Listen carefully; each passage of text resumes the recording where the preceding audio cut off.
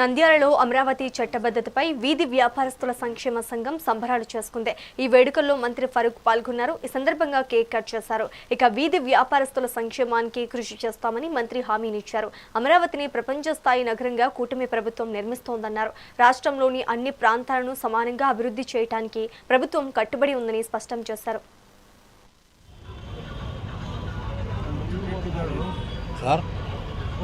అమరావతి ఆంధ్రుల తెలుగువారి రాజధానిగా ఇటు పార్లమెంట్లో ఇటు రాజ్యసభలో బిల్లు ప్రవేశపెట్టి ఏకగ్రీవంగా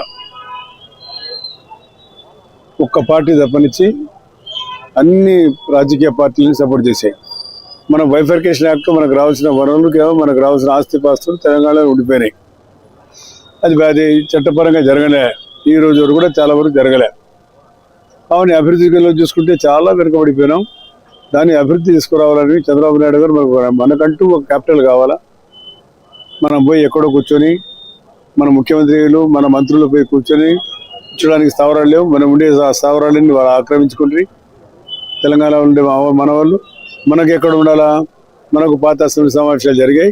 ఇట్లయితే కాదని చెప్పి చంద్రబాబు నాయుడు గారు మనం సొంతంగా ఒక రాష్ట్రాన్ని ఏర్పాటు చేసుకోవాలా, ఒక రాజధానిని ఏర్పాటు చేసుకోవాలా అని ఎక్కడైతే బాగుంటుంది పబ్లిక్ ఒపీనియన్ తీసుకున్నారు.